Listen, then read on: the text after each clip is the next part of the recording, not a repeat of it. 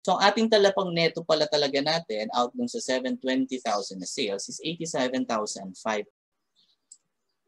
So take note, ang ating cash is 500,000. So ang worth ng ating milk tea stand is 250,000.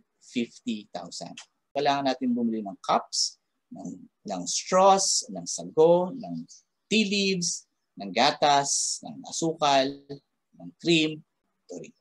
That is worth, let's say lahat ng to, it's worth 200,000. Let's say ang ating 1 year sale, nakabenta tayo 9,000 cups of milk tea. Right? 1 cup sold, ang ating selling price is at 80 pesos.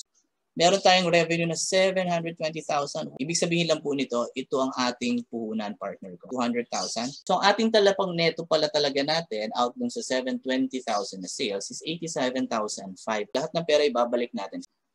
It will be used in buying additional milk tea stands each year.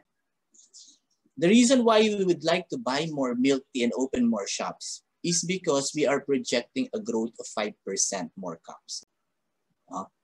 Ang ating selling price din, dahil gustong-gusto yung ating milk tea, we could demand an increase in price, which is 5% a year then.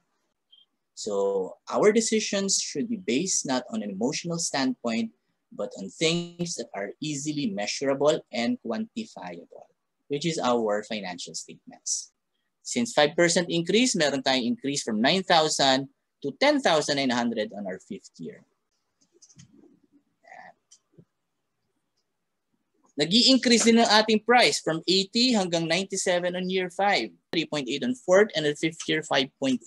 1.35 million in year 4, and 2 million on our 5th year. Do you think it's a good business? The profit margin natin jumped from 12%, naging 28, 32, 36, up to 39% on the 5th year. Right? So it's really a growth company that we could really focus on and invest more of our time and money, okay, in expanding it. So yung question natin na, are we continuing the business? Definitely. With those assumptions, with those numbers, yes, we shall.